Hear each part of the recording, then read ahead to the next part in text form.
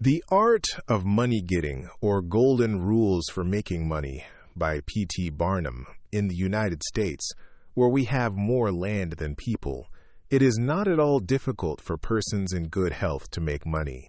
In this comparatively new field, there are so many avenues of success open, so many vocations which are not crowded, that any person of either sex who is willing, at least for the time being, to engage in any respectable occupation that offers, may find lucrative employment. Those who really desire to attain an independence have only to set their minds upon it and adopt the proper means, as they do in regard to any other object which they wish to accomplish, and the thing is easily done. But however easy it may be found to make money, I have no doubt many of my hearers will agree it is the most difficult thing in the world to keep it. The road to wealth is, as Dr. Franklin truly says, as plain as the road to the mill. It consists simply in expending less than we earn. That seems to be a very simple problem. Mr. Micawber, one of those happy creations of the genial Dickens, puts the case in a strong light when he says that to have annual income of £20 per annum and spend £20 and sixpence is to be the most miserable of men, whereas to have an income of only £20 and spend but £19 and sixpence is to be the happiest of mortals. Many of my readers may say, "We understand this. This is economy, and we know economy is wealth. We know we can't eat our cake and keep it also." Yet I beg to say that perhaps more cases of failure arise from mistakes on this point than almost any other. The fact is, many people think they understand economy when they really do not. True economy is misapprehended, and people go through life without properly comprehending what that principle is. One says, "I have an income of so much, and here is my neighbor who has the same. Yet every year he gets something ahead and I fall short. Why is it? I know all about economy." He thinks he does, but he does not. There are men who think that economy consists in saving cheese parings and candle ends, in cutting off 2 pence from the laundress bill, and doing all sorts of little mean, dirty things. Economy is not meanness.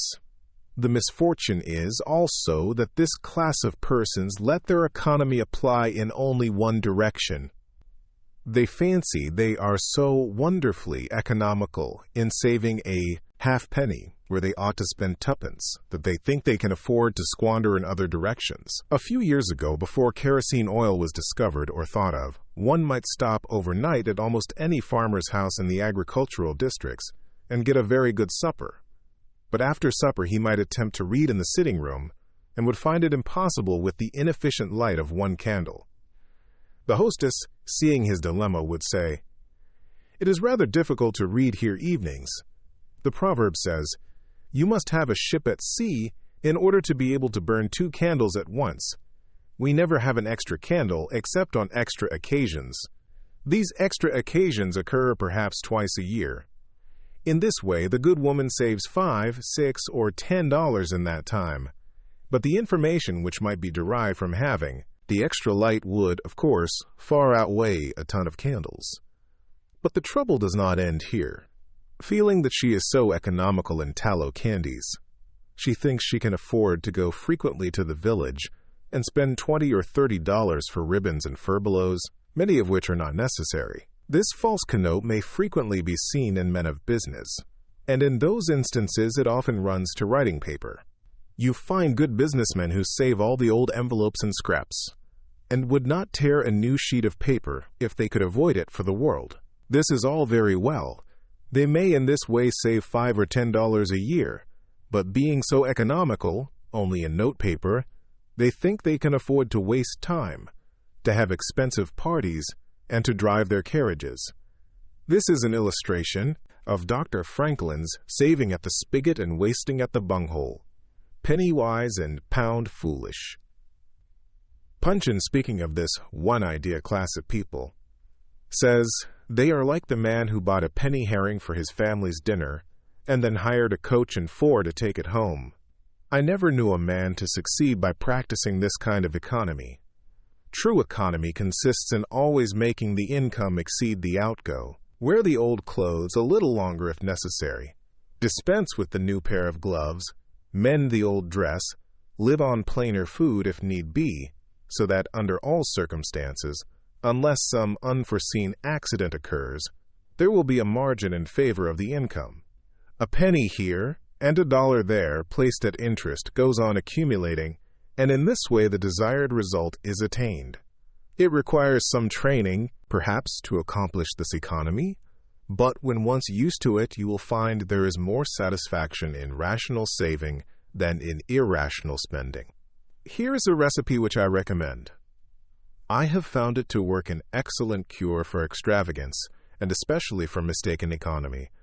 When you find that you have no surplus at the end of the year, and yet have a good income, I advise you to take a few sheets of paper and form them into a book, and mark down every item of expenditure. Post it every day or week in 2 columns, one headed necessaries or even comforts, and the other headed luxuries, and you will find that the latter column will be double, treble, and frequently 10 times greater than the former. The real comforts of life cost but a small portion of what most of us can earn. Dr. Franklin says, "It is the eyes of others and not our own eyes which ruin us. If all the world were blind except myself, I should not care for fine clothes or furniture. It is the fear of what Mrs. Grundy may say that keeps the noses of many worthy families to the grindstone." In America, many persons like to repeat, "We are all free and equal," but it is a great mistake in more senses than one. That we are born free and equal is a glorious truth in one sense, yet we are not all born equally rich, and we never shall be. One may say, there is a man who has an income of $50,000 per annum, while I have but $1,000. I knew that fellow when he was poor like myself. Now he is rich, and thinks he is better than I am. I will show him that I am as good as he is. I will go and buy a horse and buggy. No, I cannot do that, but I will go and hire one and ride this afternoon on the same road that he does, and thus prove to him that I am as good as he is. My friend, you need not take that trouble. You can easily prove that you are as good as he is. You have only to behave as well as he does. But you cannot make anybody believe that you are rich as he is. Besides, if you put on these airs, waste your time and spend your money, your poor wife will be obliged to scrub her fingers off at home and buy her tea 2 ounces at a time, and everything else in proportion, in order that you may keep up appearances. And, after all, deceive nobody. On the other hand, Mrs. Smith may say that her next-door neighbor married Johnson for his money, and everybody says so. She has a nice $1,000 camel's hair shawl, and she will make Smith get her an imitation one, and she will sit in a pew right next to her neighbor in church, in order to prove that she is her equal. My good woman, you will not get ahead in the world if your vanity and envy thus take the lead.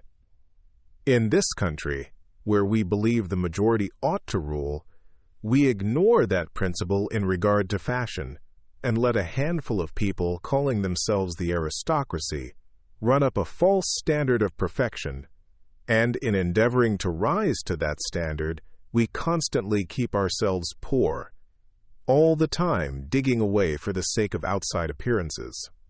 How much wiser to be a law unto ourselves and say, we will regulate our outgo by our income and lay up something for a rainy day. People ought to be as sensible on the subject of money getting as on any other subject. Like causes produces like effects. You cannot accumulate a fortune by taking the road that leads to poverty. It needs no prophet to tell us that those who live fully up to their means, without any thought of a reverse in this life, can never attain a pecuniary independence. Men and women accustomed to gratify every whim and caprice will find it hard, at first, to cut down their various unnecessary expenses, and will feel it a great self-denial to live in a smaller house than they have been accustomed to, with less expensive furniture, less company, less costly clothing, fewer servants, a less number of balls, parties, theater goings, carriage ridings, pleasure excursions, cigar smokings, liquor drinkings, and other extravagances. But after all, if they will try the plan of laying by a nest egg, or, in other words, a small sum of money, at interest or judiciously invested in land, they will be surprised at the pleasure to be derived from constantly adding to their little pile, as well as from all the economical habits which are engendered by this course. The old suit of clothes and the old bonnet and dress will answer for another season. The croton or spring water taste better than champagne. A cold bath and a brisk walk will prove more exhilarating than a ride in the finest coach. A social chat, an evening's reading in the family circle, or an hour's play of hunt the slipper and blind man's buff will be far more pleasant than a $50 or $500 party when the reflection on the difference in cost is indulged in by those who begin to know the pleasures of saving. Thousands of men are kept poor, and tens of thousands are made so after they have acquired quite sufficient to support them well through life, in consequence of laying their plans of living on too broad a platform. Some families expend $20,000 per annum, and some much more, and would scarcely know how to live on less, while others secure more solid enjoyment frequently on a 20th part of that amount. Prosperity is a more severe ordeal than adversity, especially sudden prosperity. Easy come, easy go is an old and true proverb. A spirit of pride and vanity, when permitted to have full sway, is the undying cankerworm which gnaws the very vitals of a man's worldly possessions, let them be small or great, hundreds or millions.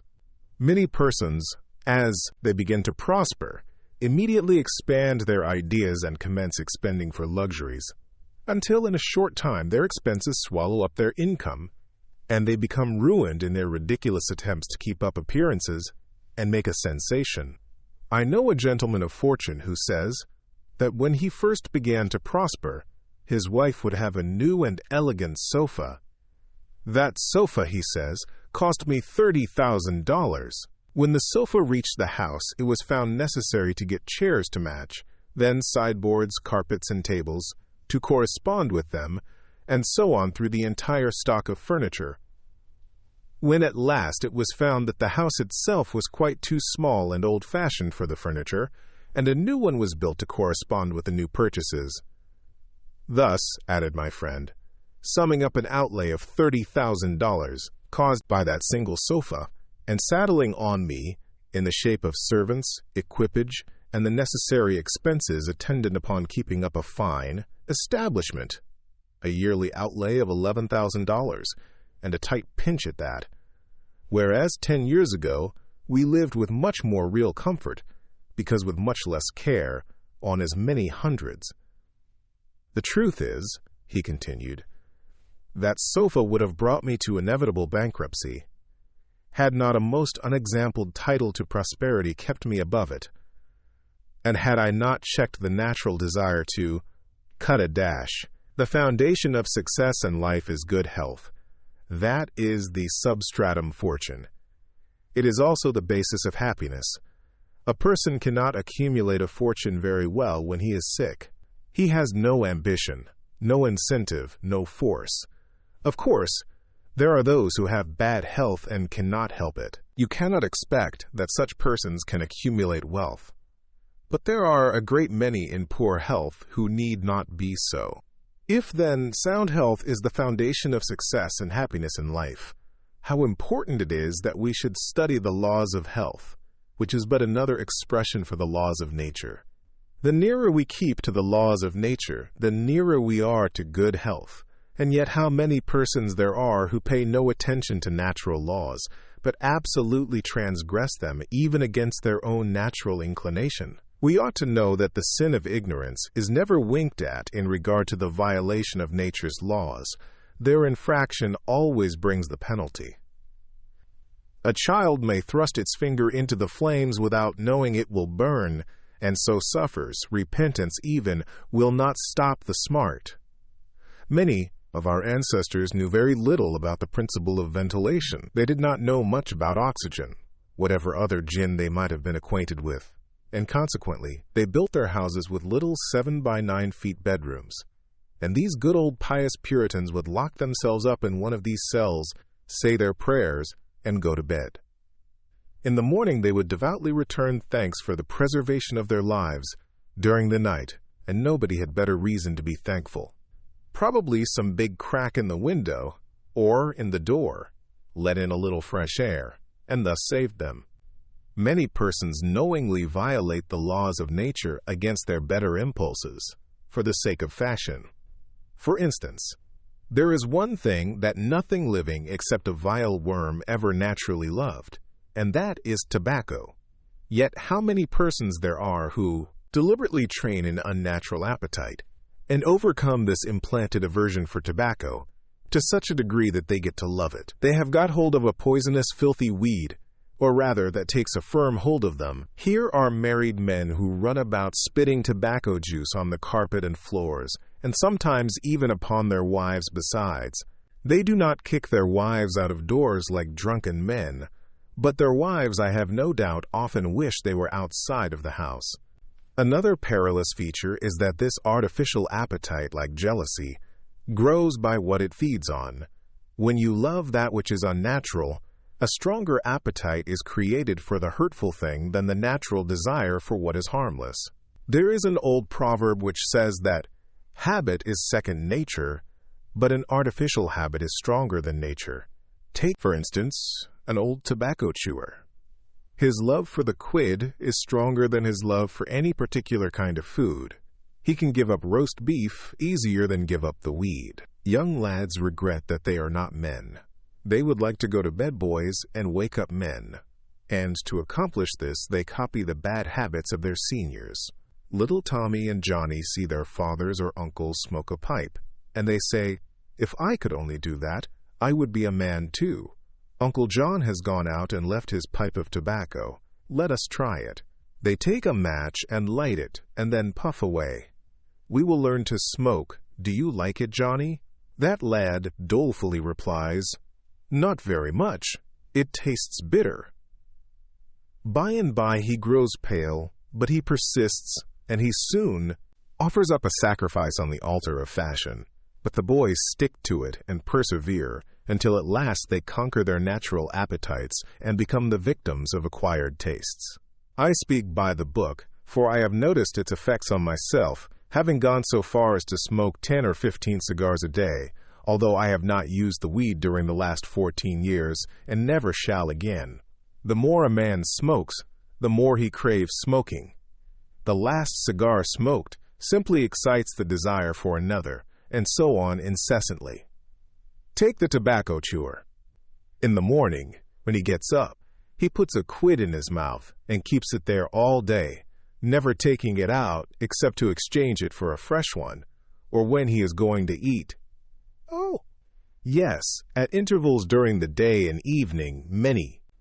A chewer takes out the quid and holds it in his hand long enough to take a drink, and then pop it goes back again. This simply proves that the appetite for rum is even stronger than that for tobacco.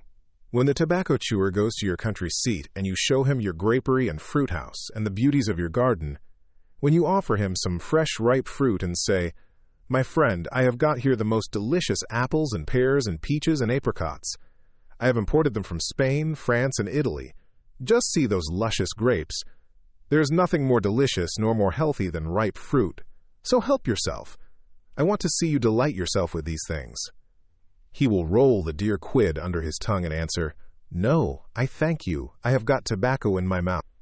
His palate has become narcotized by the noxious weed, and he has lost in a great measure the delicate and enviable taste for fruits. This shows what expensive, useless, and injurious habits men will get into. I speak from experience. I have smoked until I trembled like an aspen leaf. The blood rushed to my head, and I had a palpitation of the heart which I thought was heart disease, till I was almost killed with fright. When I consulted my physician, he said, "Break off tobacco using." I was not only injuring my health and spending a great deal of money, but I was setting a bad example. I obeyed his counsel. No young man in the world ever looked so beautiful as he thought he did, behind a 15-cent cigar or a meerschaum. These remarks apply with tenfold force to the use of intoxicating drinks. To make money requires a clear brain. A man has got to see that 2 and 2 make 4. He must lay all his plans with reflection and forethought, and closely examine all the details and the ins and outs of business. As no man can succeed in business unless he has a brain to enable him to lay his plans and reason to guide him in their execution, so, no matter how bountifully a man may be blessed with intelligence, if the brain is muddled and his judgment warped by intoxicating drinks, it is impossible for him to carry on business successfully. How many good opportunities have passed, never to return, while a man was sipping a social glass with his friend? How many foolish bargains have been made under the influence of the nervine, which temporarily makes its victim think he is rich? How many important chances have been put off until tomorrow, and then forever, because the wine cup has thrown the system into a state of lassitude, neutralizing the energies so essential to success in business? Verily, wine is a mocker. The use of intoxicating drinks as a beverage is as much an infatuation as is the smoking of opium by the Chinese, and the former is quite as destructive to the success of the businessman as the latter. It is an unmitigated evil, utterly indefensible in the light of philosophy, religion, or good sense. It is the parent of nearly every other evil in our country. Don't mistake your vocation.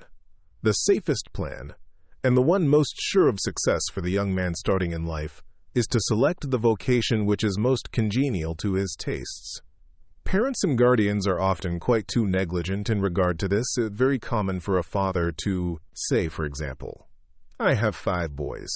I will make Billy a clergyman, John a lawyer, Tom a doctor, and Dick a farmer." He then goes into town and looks about to see what he will do with Sammy. He returns home and says, "Sammy, I see watchmaking is a nice genteel business. I think I will make you a goldsmith." He does this, regardless of Sam's natural inclinations or genius. We are all, no doubt, born for a wise purpose. There is as much diversity in our brains as in our countenances. Some are born natural mechanics, while some have great aversion to machinery. Let a dozen boys of 10 years get together, and you will soon observe 2 or 3 are whittling out some ingenious device, working with locks or complicated machinery. When they were but 5 years old, their father could find no toy to please them. Like a puzzle, they are natural mechanics, but the other 8 or 9 boys have different aptitudes. I belong to the latter class. I never had the slightest love for mechanism. On the contrary, I have a sort of abhorrence for complicated machinery. I never had ingenuity enough to whittle a cider tap so it would not leak. I never could make a pen that I could write with, or understand the principle of a steam engine. If a man was to take such a boy as I was, and attempt to make a watchmaker of him, the boy might, after an apprenticeship of 5 or 7 years, be able to take apart and put together a watch. But all through life he would be working uphill and seizing every excuse for leaving his work and idling away his time. Watchmaking is repulsive to him, unless a man enters upon the vocation intended for him by nature and best suited to his peculiar genius. He cannot succeed. I am glad to believe that the majority of persons do find their right vocation. Yet we see many who have mistaken their calling, from the blacksmith up or down to the clergyman. You will see, for instance, that extraordinary linguist, the learned blacksmith, who ought to have been a teacher of languages. And you may have seen lawyers, doctors, and clergymen who were better fitted by nature for the anvil or the lapstone. Select the right location. After securing the right vocation, you must be careful to select the proper location. You may have been cut out for a hotel keeper, and they say it requires a genius to know how to keep a hotel. You might conduct a hotel like clockwork and provide satisfactorily for 500 guests every day. Yet, if you should locate your house in a small village where there is no railroad communication or public travel, the location would be your ruin. It is equally important that you do not commence business where there are already enough to meet all demands in the same occupation. I remember a case which illustrates this subject. When I was in London in 1858, I was passing down Holborn with an English friend and came to the penny shows. They had immense cartoons outside, portraying the wonderful curiosities to be seen, all for a penny. Being a little in the show line myself, I said, "Let us go in here." We soon found ourselves in the presence of the illustrious showman, and he proved to be the sharpest man in that line I had ever met. He told us some extraordinary stories in reference to his bearded ladies, his albinos, and his armadillos, which we could hardly believe, but thought it better to believe it than look after the proof. He finally begged to call our attention to some wax statuary, and showed us a lot of the dirtiest and filthiest wax figures imaginable. They looked as if they had not seen water since the deluge. "What is there so wonderful about your statuary?" I asked. "I beg you not to speak so satirically," he replied. "Sir, these are not Madame Tussaud's wax figures, all covered with gilt and tinsel and imitation diamonds and copied from engravings and photographs. Mine, sir, were taken from life. Whenever you look upon one of those figures, you may consider that you are looking upon the living individual. Glancing casually at them, I saw one labeled Henry VIII, and feeling a little curious upon seeing that it looked like Calvin Edson, the living skeleton. I said, "Do you call that Henry VIII?" He replied, "Certainly, sir. It was taken from life at Hampton Court by special order of His Majesty. On such a day, he would have given the hour of the day if I had resisted." I said, "Everybody knows that. Henry VIII was a great, stout old king, and that figure is lean and lank. What do you say to that?" "Why," he replied, "you would be lean and lank yourself if you sat there as long as he has." There was no resisting such arguments. I said to my English friend, "Let us go out. Do not tell him who I am. I show the white feather, he beats me."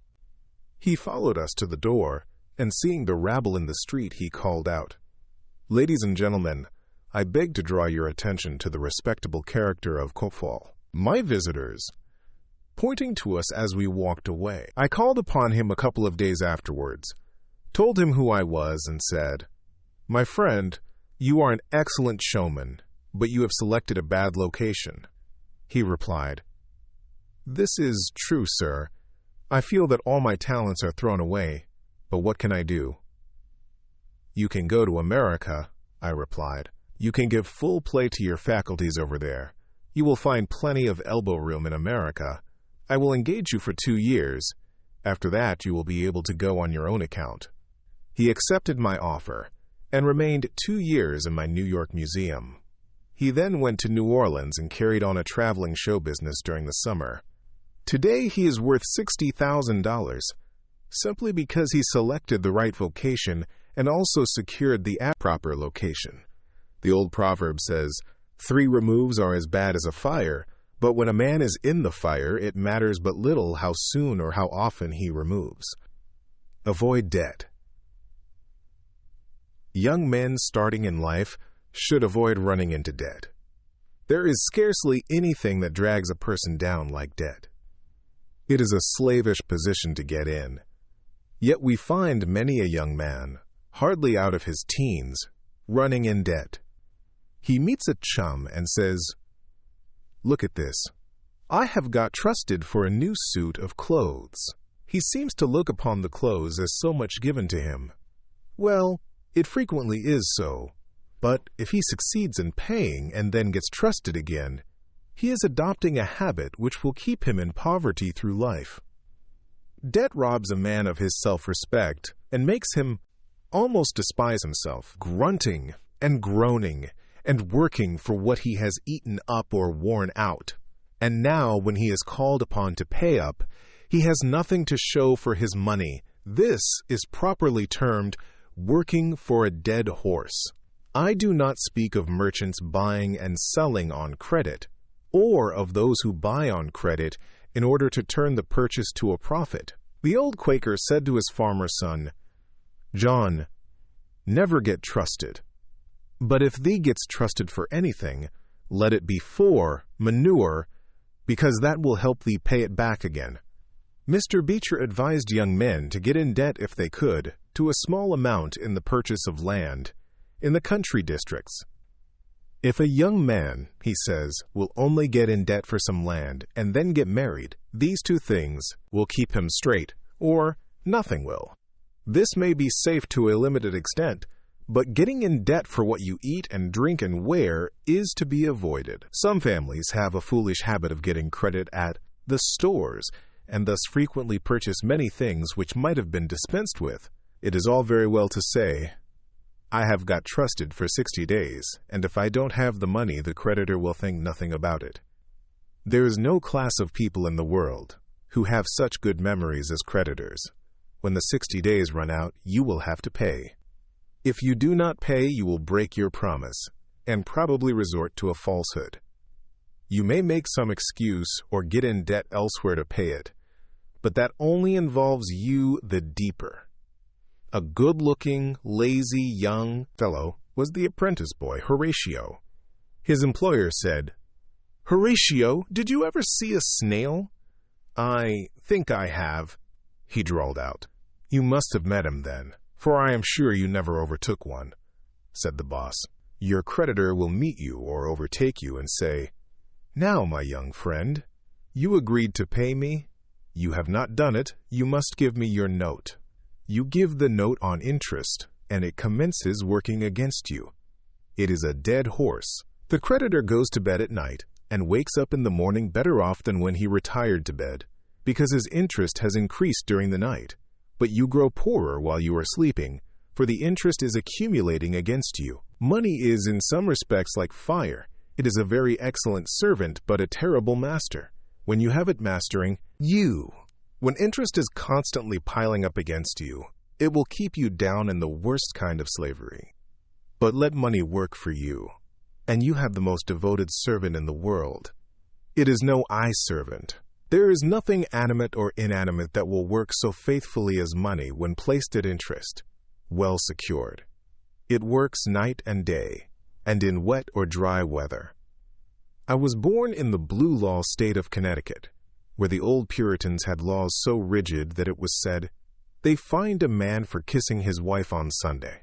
Yet these rich old Puritans would have thousands of dollars at interest, and on Saturday night would be worth a certain amount. On Sunday, they would go to church and perform all the duties of a Christian. On waking up on Monday morning, they would find themselves considerably richer than the Saturday night previous, simply because their money placed at interest had worked faithfully for them all day Sunday, according to law. Do not let it work against you. If you do, there is no chance for success in life so far as money is concerned. John Randolph, the eccentric Virginian, once exclaimed in Congress, "Mr. Speaker, I have discovered the philosopher's stone. Pay as you go." This is, indeed, nearer to the philosopher's stone than any alchemist has ever yet arrived. Persevere.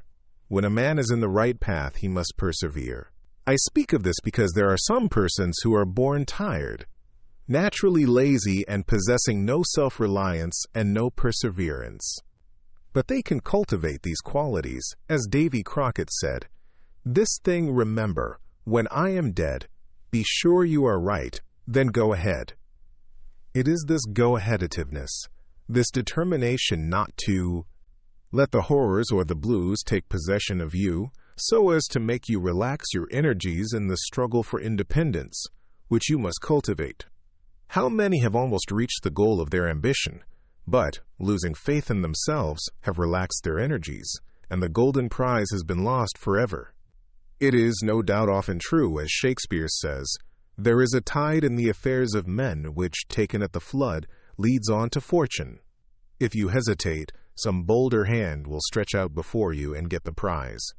Remember the proverb of Solomon, "He becometh poor that dealeth with a slack hand, but the hand of the diligent maketh rich." Perseverance is sometimes but another word for self-reliance. Many persons naturally look on the dark side of life and borrow trouble. They are born so. Then they ask for advice, and they will be governed by one wind and blown by another, and cannot rely upon themselves.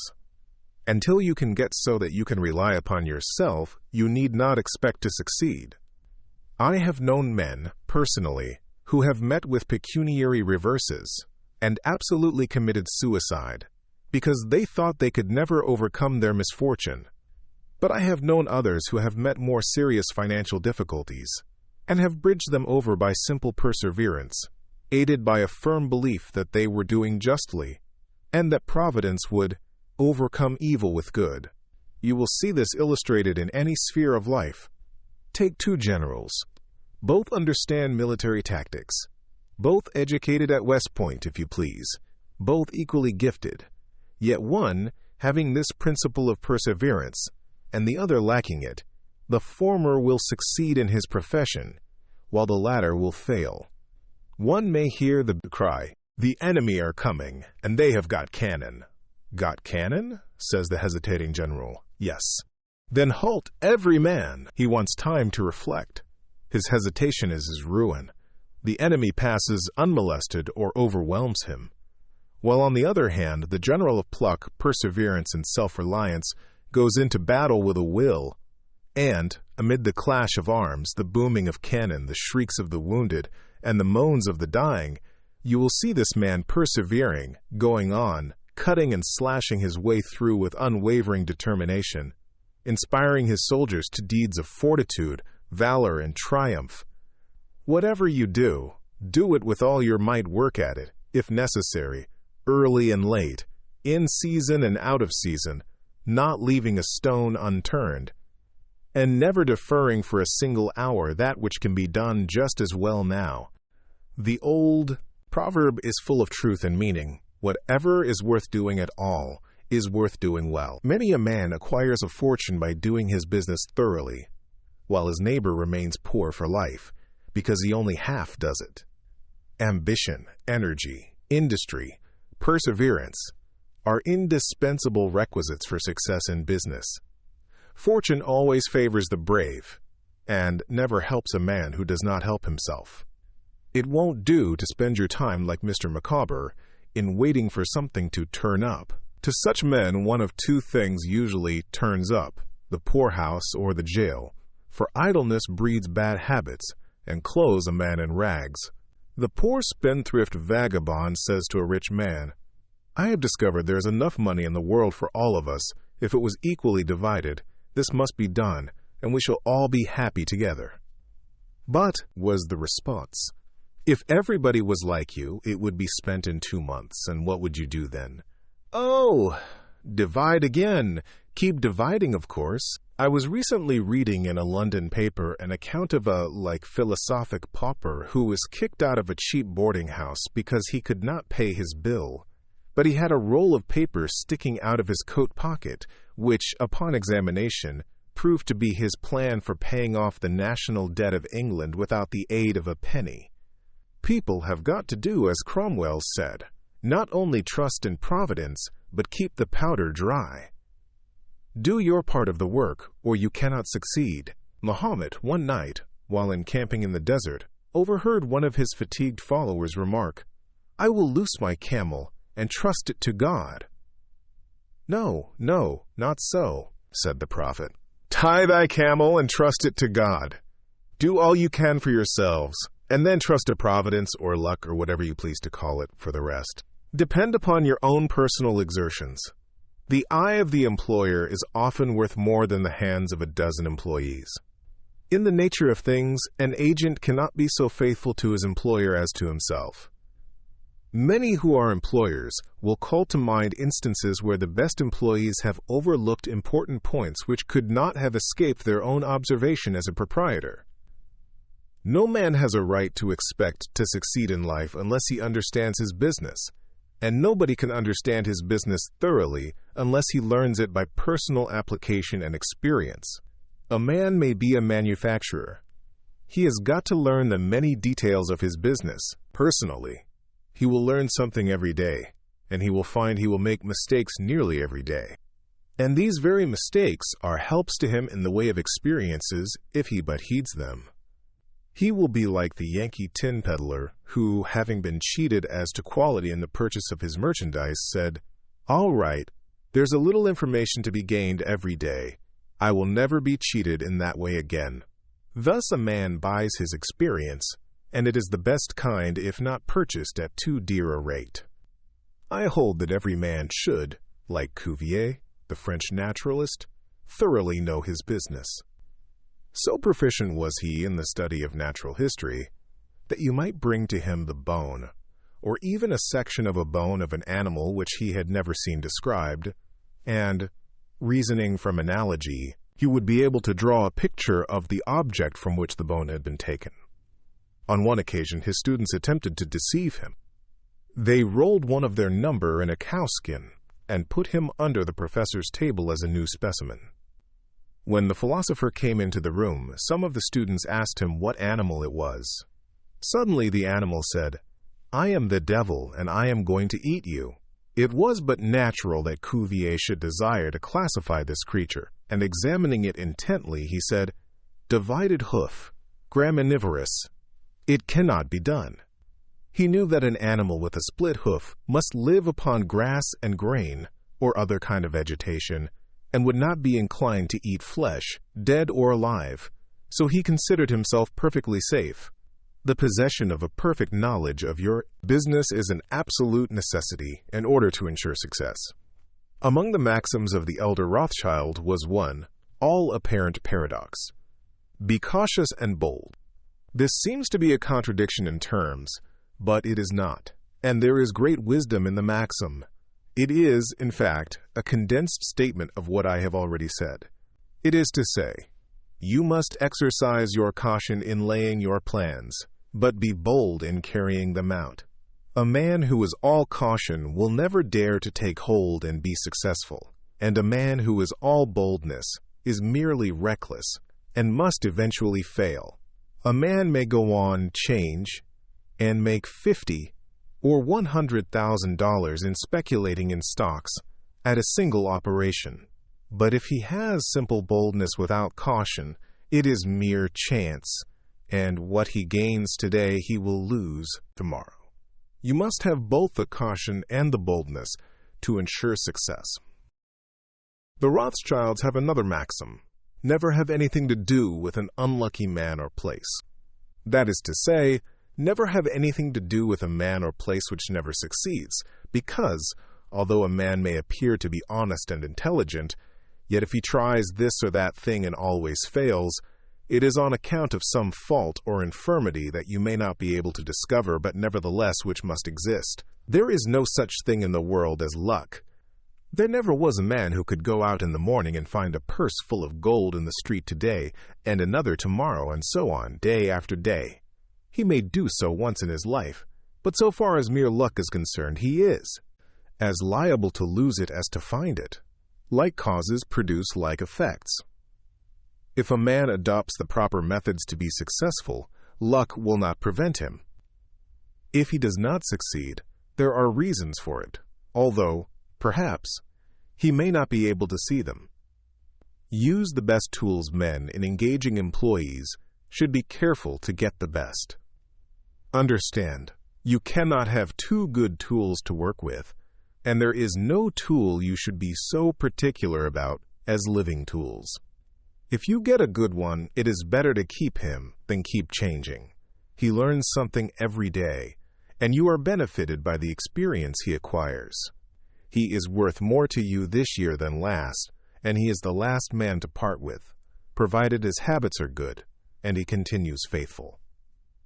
If, as he gets more valuable, he demands an exorbitant increase of salary, on the supposition that you can't do without him, let him go. Whenever I have such an employee, I always discharge him. First, to convince him that his place may be supplied, and second, because he is good for nothing if he thinks he is invaluable and cannot be spared. But I would keep him, if possible, in order to profit from the result of his experience. An important element in an employee is the brain. You can see bills up, hands wanted. But hands are not worth a great deal without heads. Mr. Beecher illustrates this in this wise. An employee offers his services by saving, "I have a pair of hands, and one of my fingers thinks." "That is very good," says the employer. Another man comes along and says, "He has 2 fingers that think." "Ah, that is better." But a third calls in and says that all his fingers and thumbs think. That is better still. Finally, another steps in and says, "I have a brain that thinks. I think all over. I am a thinking as well as a working man." "You are the man I want," says the delighted employer. "Those men who have brains and experience are therefore the most valuable and not to be readily parted with. It is better for them, as well as yourself, to keep them at reasonable advances in their salaries from time to time. Don't get above your business, young men, after they get through their business training or apprenticeship. Instead of pursuing their avocation and rising in their business, will often lie about doing nothing. They say, 'I have learned my business, but I am not going to be a hireling. What is the object of learning my trade or profession unless I establish myself? Have you capital to start with? No, but I am going to have it. How are you going to get it? I will tell you confidentially. I have a wealthy old aunt, and she will die pretty soon. But if she does not, I expect to find some rich old man who will lend me a few thousands to give me a start. If I only get the money to start with, I will do well. There is no greater mistake than when a young man believes he will succeed with borrowed money. Why? Because every man's experience coincides with that of Mr. Astor, who said, it was more difficult for him to accumulate his first $1,000 than all the succeeding millions that made up his colossal fortune. Money is good for nothing unless you know the value of it by experience. Give a boy $20,000 and put him in business, and the chances are that he will lose every dollar of it before he is a year older. Like buying a ticket in the lottery and drawing a prize, it is easy come, easy go. He does not know the value of it. Nothing is worth anything unless it costs effort. Without self-denial and economy, patience and perseverance, and commencing with capital which you have not earned, you are not sure to succeed in accumulating. Young men, instead of waiting for dead men's shoes, should be up and doing, for there is no class of persons who are so unaccommodating in regard to dying as these rich old people, and it is fortunate for the expectant heirs that it is so. 9 out of 10 of the rich men of our country today started out in life as poor boys, with determined wills, industry, perseverance, economy, and good habits. They went on gradually, made their own money, and saved it, and this is the best way to acquire a fortune. Stephen Girard started life as a poor cabin boy and died worth $9 million. A.T. Stewart was a poor Irish boy, and he paid taxes on $1.5 million of income per year. John Jacob Astor was a poor farmer boy and died worth 20 millions. Cornelius Vanderbilt began life rowing a boat from Staten Island to New York. He presented our government with a steamship worth $1 million and died worth 50 million. There is no royal road to learning, says the proverb, and I may say it is equally true. There is no royal road to wealth. But I think there is a royal road to both. The road to learning is a royal one. The road that enables the student to expand his intellect and add every day to his stock of knowledge, until, in the pleasant process of intellectual growth, he is able to solve the most profound problems, to count the stars, to analyze every atom of the globe, and to measure the firmament. This is a regal highway, and it is the only road worth traveling. So, in regard to wealth, go on in confidence, study the rules, and above all things, study human nature, for the proper study of mankind is man. And you will find that while expanding the intellect and the muscles, your enlarged experience will enable you every day to accumulate more and more principle, which will increase itself by interest and otherwise, until you arrive at a state of independence. You will find, as a general thing, that the poor boys get rich and the rich boys get poor, For instance, a rich man at his decease leaves a large estate to his family.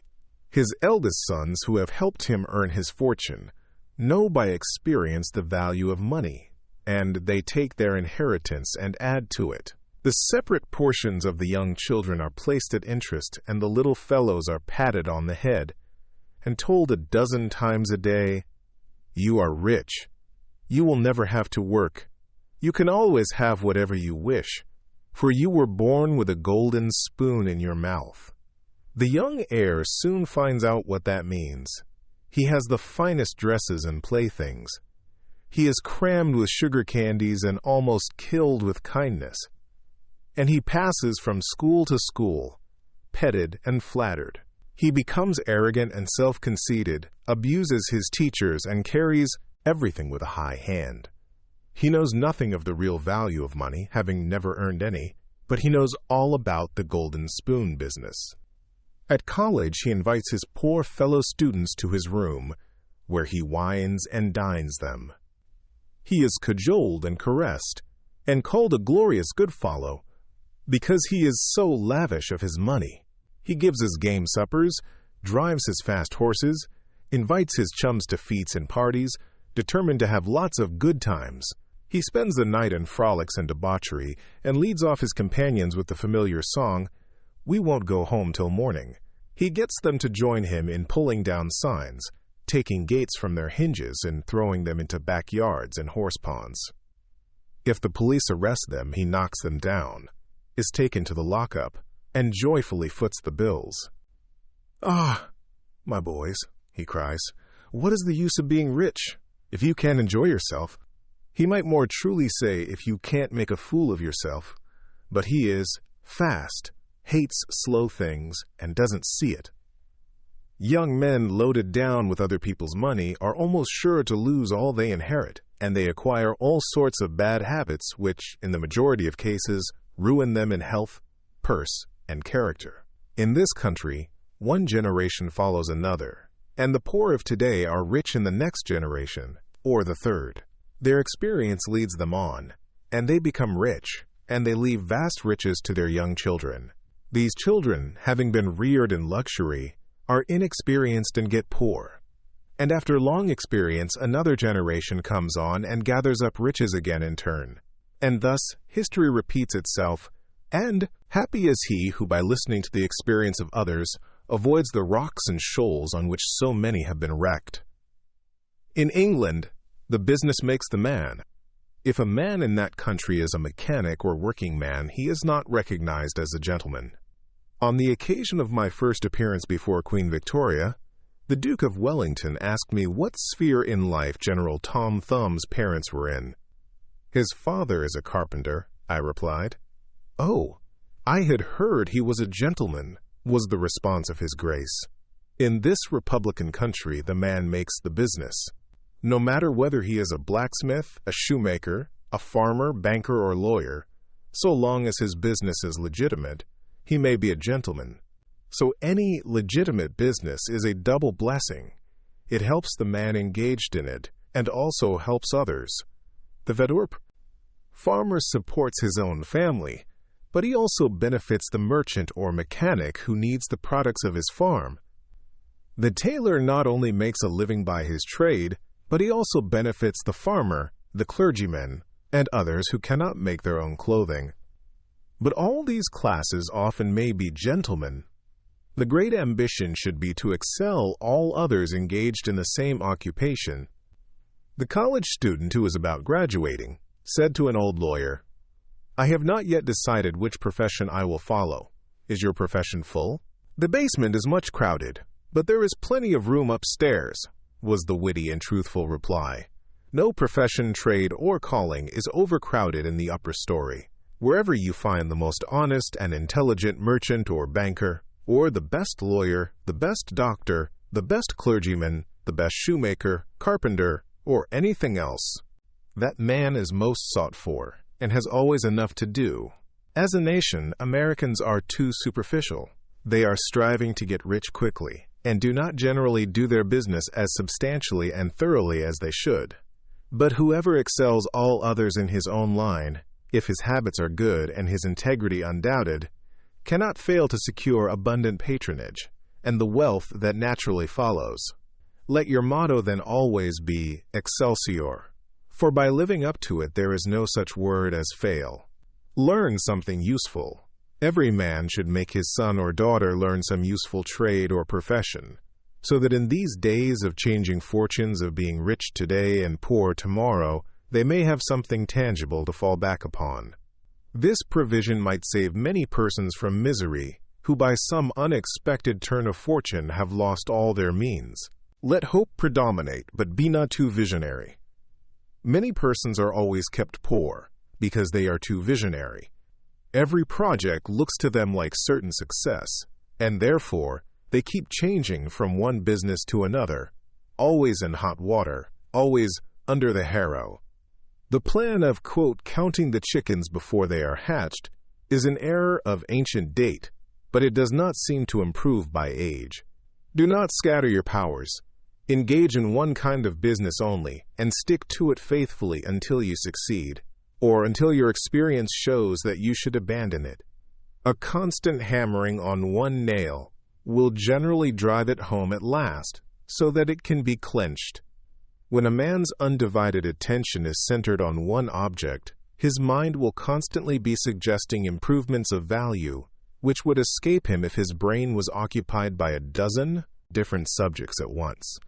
Many a fortune has slipped through a man's fingers because he was engaged in too many occupations at a time. There is good sense in the old caution against having too many irons in the fire at once. Be systematic. Men should be systematic in their business.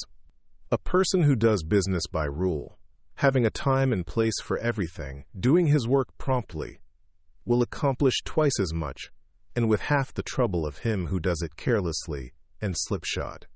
By introducing system into all your transactions, doing one thing at a time, always meeting appointments with punctuality, you find leisure for pastime and recreation.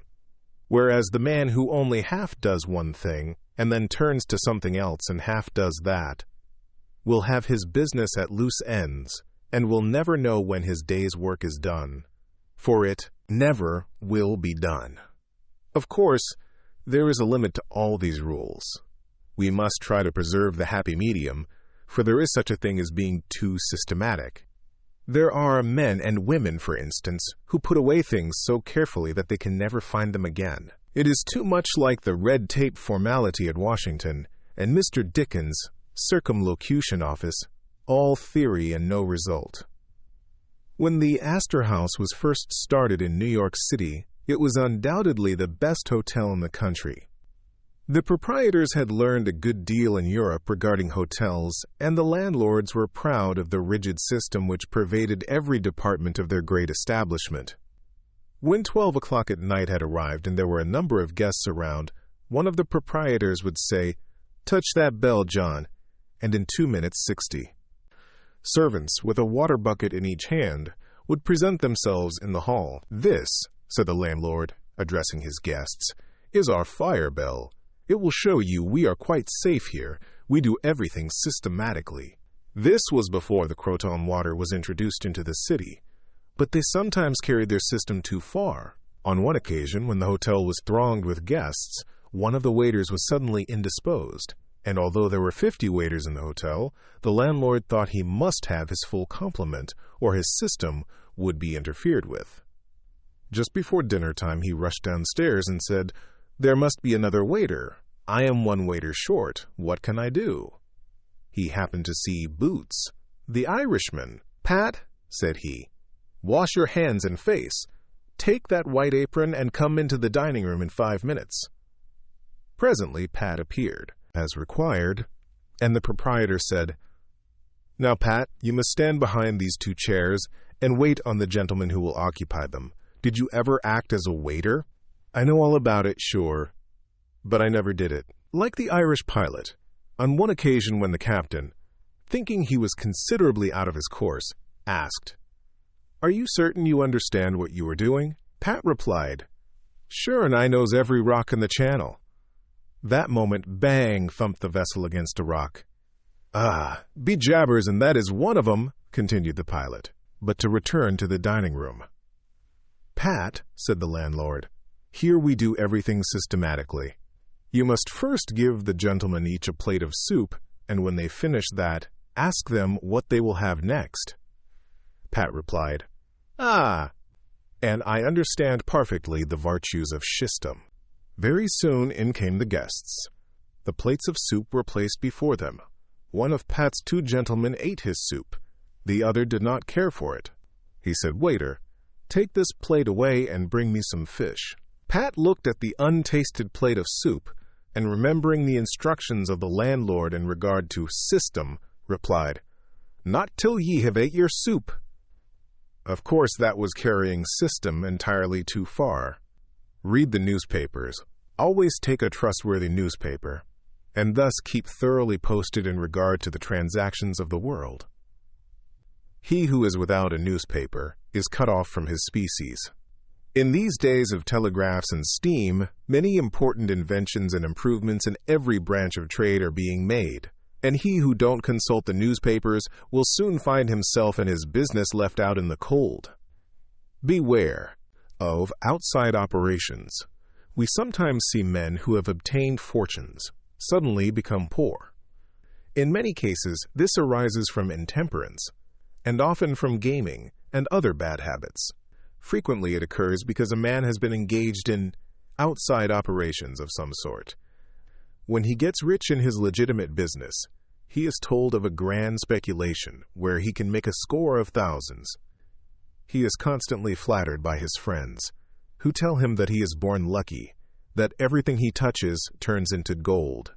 Now, if he forgets that his economical habits, his rectitude of conduct, and a personal attention to a business which he understood caused his success in life, he will listen to the siren voices. He says, "I will put in $20,000. I have been lucky, and my good luck will soon bring me back $60,000. A few days elapse, and it is discovered he must put in $10,000 more. Soon after, he is told, "It is all right, but certain matters not foreseen require an advance of $20,000 more, which will bring him a rich harvest." But before the time comes around to realize, the bubble bursts, he loses all he is possessed of, and then he learns what he ought to have known at the first, that however successful a man may be in his own business, if he turns from that and engages ill a business which he don't understand, he is like Samson when shorn of his locks, his strength has departed. If a man has plenty of money, he ought to invest something in everything that appears to promise success, and that will probably benefit mankind.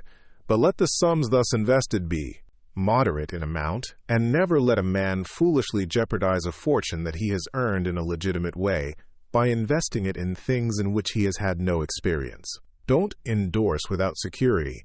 I hold that no man ought ever to endorse a note or become security, for any man, be it his father or brother, to a greater extent than he can afford to lose and care nothing about, without taking good security. Here is a man that is worth $20,000. He is doing a thriving manufacturing or mercantile trade. You are retired and living on your money. He comes to you and says, "You are aware that I am worth $20,000 and don't owe a dollar. If I had $5,000 in cash, I could purchase a particular lot of goods and double my money in a couple of months. Will you endorse my note for that amount?" You reflect that he is worth $20,000, and you incur no risk by endorsing his note. You like to accommodate him, and you lend your name without taking the precaution of getting security. Shortly after, he shows you the note with your endorsement canceled, and tells you, probably truly, that he made the profit that he expected by the operation. You reflect that you have done a good action, and the thought makes you feel happy. By and by, the same thing occurs again, and you do it again. You have already fixed the impression in your mind that it is perfectly safe to endorse his notes without security. But the trouble is, this man is getting money too easily. He has only to take your note to the bank, get it discounted, and take the cash. He gets money, for the time being, without effort, without inconvenience to himself. Now mark the result. He sees a chance for speculation outside of his business. A temporary investment of only $10,000 is required. It is sure to come back before a note at the bank would be due. He places a note for that amount before you. You sign it almost mechanically. being firmly convinced that your friend is responsible and trustworthy. You endorse his notes as a matter of course. Unfortunately, the speculation does not come to a head quite so soon as was expected, and another $10,000 note must be discounted to take up the last one when due. Before this note matures, the speculation has proved an utter failure, and all the money is lost. Does the loser tell his friend, the endorser, that he has lost half of his fortune? Not at all.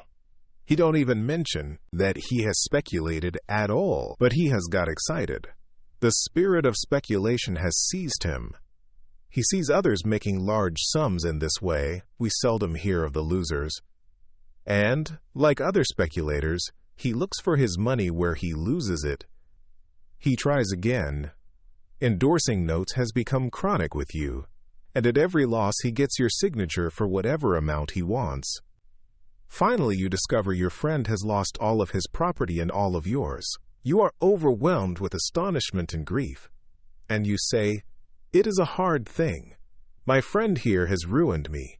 But you should add, "I have also ruined him."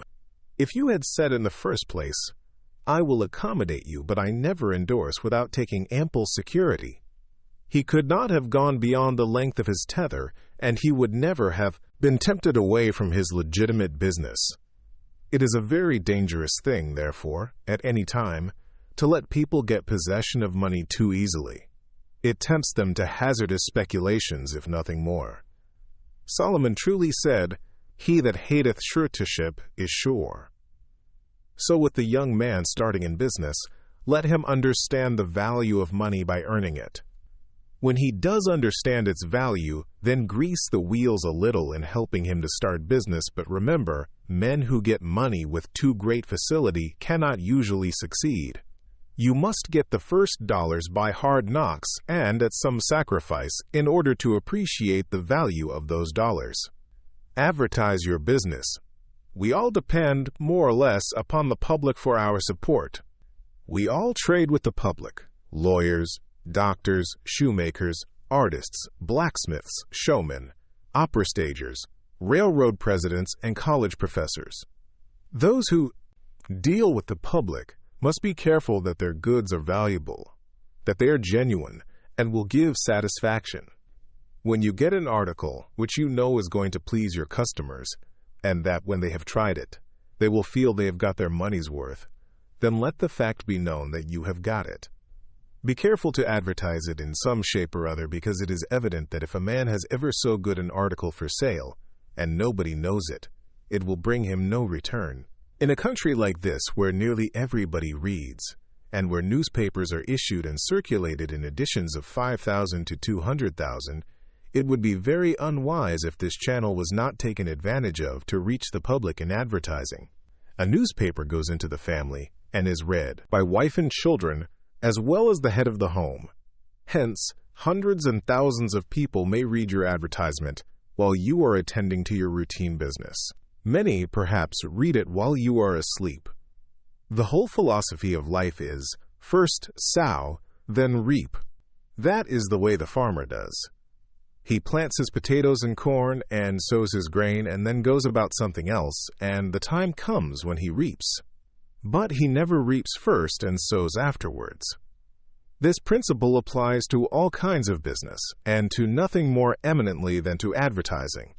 If a man has a genuine article, there is no way in which he can reap more advantageously than by sowing to the public in this way. He must, of course, have a really good article, and one which will please his customers. Anything spurious will not succeed permanently, because the public is wiser than many imagine. Men and women are selfish, and we all prefer purchasing where we can get the most for our money, and we try to find out where we can most surely do so. You may advertise a spurious article and induce many people to call and buy at once, but they will denounce you as an impostor and swindler, and your business will gradually die out and leave you poor. This is right. Few people can safely depend upon chance custom.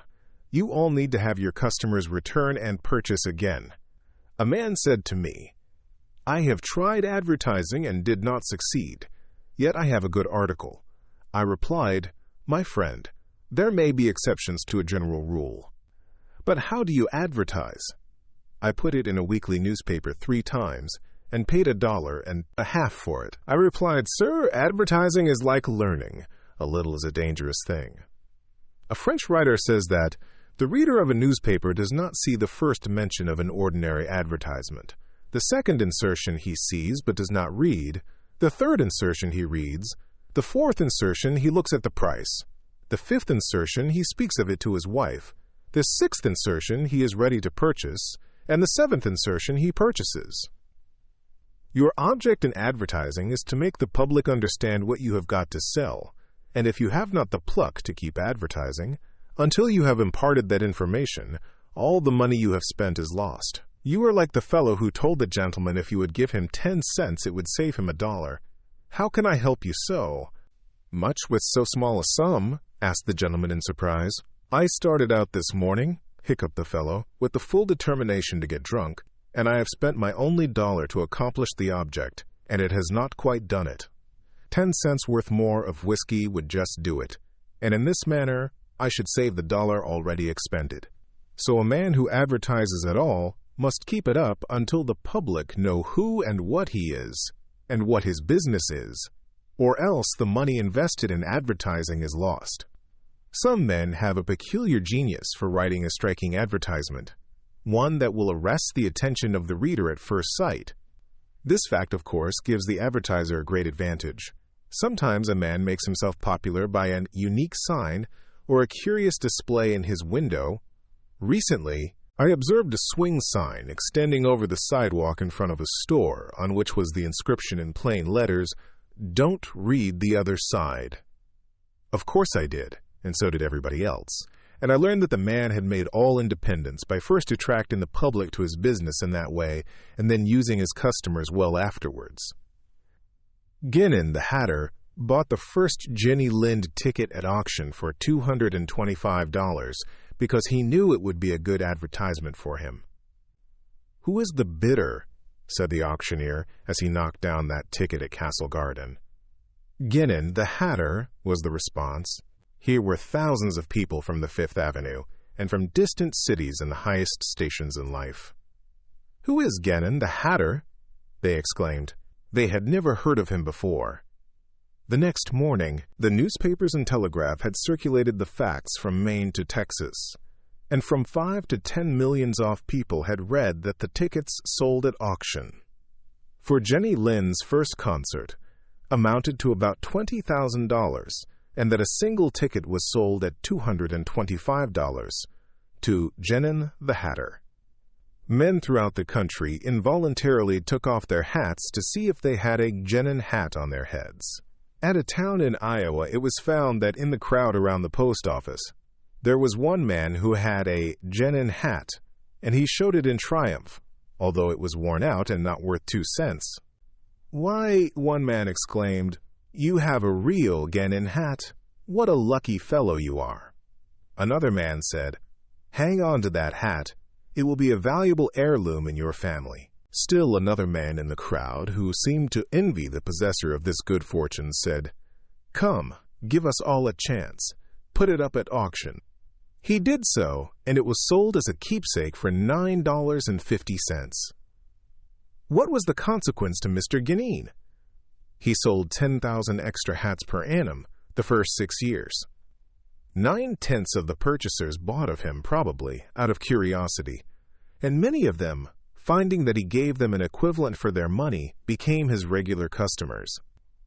This novel advertisement first struck their attention, and then, as he made a good article, they came again. Now, I don't say that everybody should advertise as Mr. Genin did, but I say if a man has got goods for sale, and he don't advertise them in some way, the chances are that someday the sheriff will do it for him. Nor do I say that everybody must advertise in a newspaper, or indeed use printer's ink at all. On the contrary, although that article is indispensable in the majority of cases, yet doctors and clergymen, and sometimes lawyers and some others, can more effectually reach the public in some other manner. But it is obvious they must be known in some way, else how could they be supported? Be polite and kind to your customers. politeness and civility are the best capital ever invested in business. Large stores, gilt signs, flaming advertisements will all prove unavailing if you or your employees treat your patrons abruptly. The truth is, the more kind and liberal a man is, the more generous will be the patronage bestowed upon him. Like begets like. The man who gives the greatest amount of goods of a corresponding quality for the least sum, still reserving for himself a profit, will generally succeed best in the long run. This brings us to the golden rule. As ye would that men should do to you, do ye also to them. And they will do better by you than if you always treated them as if you wanted to get the most you could out of them for the least return. Men who drive sharp bargains with their customers, acting as if they never expected to see them again, will not be mistaken. They will never see them again as customers. People don't like to pay and get kicked also. One of the ushers in my museum once told me he intended to whip a man who was in the lecture room as soon as he came out. "What for?" I inquired. "Because he said I was no gentleman," replied the usher. "Never mind," I replied. "He pays for that, and you will not convince him you are a gentleman by whipping him. I cannot afford to lose a customer. If you whip him, he will never visit the museum again, and he will induce friends to go with him to other places of amusement instead of this, and thus you see I should be a serious loser." "But he insulted me," muttered the usher. "Exactly," I replied. "And if he owned the museum, and you had paid him for the privilege of visiting it, and he had then insulted you, there might be some reason in your resenting it. But in this instance, he is the man who pays, while we receive, and you must therefore put up with his bad manners." My usher laughingly remarked that this was undoubtedly the true policy, but he added that he should not object to an increase of salary, if he was expected to be abused in order to promote my interest. Be charitable. Of course men should be charitable, because it is a duty and a pleasure. But even as a matter of policy, if you possess no higher incentive, you will find that the liberal man will command patronage, while the sordid, uncharitable miser will be avoided. Solomon says, "There is that scattereth, and yet increaseth, and there is that withholdeth more than meet, but it tendeth to poverty." Of course, the only true charity is that which is from the heart. The best kind of charity is to help those who are willing to help themselves. Promiscuous almsgiving, without inquiring into the worthiness of the applicant, is bad in every sense. But to search out and quietly assist those who are struggling for themselves is the kind that scattereth and yet increaseth. But don't fall into the idea that some persons practice of giving a prayer instead of a potato and a benediction instead of bread to the hungry. It is easier to make Christians with full stomachs than empty. Don't blab. Some men have a foolish habit of telling their business secrets. If they make money, they like to tell their neighbors how it was done. Nothing is gained by this, and ofttimes much is lost. Say nothing about your profits, your hopes, your expectations, your intentions. And this should apply to letters as well as to conversation. Goethe makes Mephistopheles say, "Never write a letter, nor destroy one." Businessmen must write letters, but they should be careful what they put in them. If you are losing money, be specially cautious and not tell of it, or you will lose your reputation. Preserve your integrity. It is more precious than diamonds or rubies. The old miser said to his sons, "Get money. Get it honestly if you can, but get money." This advice was not only atrociously wicked, but it was the very essence of stupidity. It was as much as to say, if you find it difficult to obtain money honestly, you can easily get it dishonestly. Get it in that way. Poor fool! Not to know that the most difficult thing in life is to make money dishonestly. Not to know that our prisons are full of men who attempted to follow this advice. not to understand that no man can be dishonest without soon being found out, and that when his lack of principle is discovered, nearly every avenue to success is closed against him forever. The public very properly shun all whose integrity is doubted. No matter how polite and pleasant and accommodating a man may be, none of us dare to deal with him if we suspect false weights and measures. Strict honesty not only lies at the foundation of all success in life, financially, but in every other respect. Uncompromising integrity of character is invaluable. It secures to its possessor a peace and joy which cannot be attained without it, which no amount of money or houses and lands can purchase. A man who is known to be strictly honest may be ever so poor, but he has the purses of all the community at his disposal. For all know that if he promises to return what he borrows, he will never disappoint them. As a mere matter of selfishness, therefore, if a man had no higher motive for being honest, all will find that the maxim of Dr. Franklin can never fail to be true, that honesty is the best policy. To get rich is not always equivalent to being successful. There are many rich poor men, while there are many others, honest and devout men and women, who have never possessed so much money as some rich persons squander in a week, but who are nevertheless really richer and happier than any man can ever be, while he is a transgressor of the higher laws of his being. The inordinate love of money, no doubt, may be and is the root of all evil, but money itself, when properly used, is not only a handy thing to have in the house, but affords the gratification of blessing our race by enabling its possessor to enlarge the scope of human happiness and human influence. The desire for wealth is nearly universal, and none can say it is not laudable, provided the possessor of it accepts its responsibilities and uses it as a friend to humanity. The history of money-getting, which is commerce, is a history of civilization, and wherever trade has flourished most, there, too, have art and science produced the noblest fruits. In fact, as a general thing, money-getters are the benefactors of our race. To them, in a great measure, are we indebted for our institutions of learning and of art, our academies, colleges, and churches.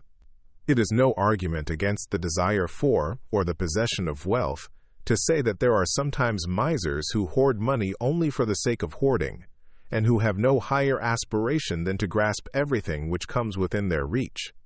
As we have sometimes hypocrites in religion and demagogues in politics, so there are occasionally misers among money-getters. These, however, are only exceptions to the general rule. But when, in this country, we find such a nuisance and stumbling block as a miser, we remember with gratitude that in America we have no laws of primogeniture, and that in the due course of nature the time will come when the hoarded dust will be scattered for the benefit of mankind. To all men and women, therefore, do I conscientiously say, make money honestly, and not otherwise, for Shakespeare has truly said, "He that wants money, means, and content, is without 3 good friends,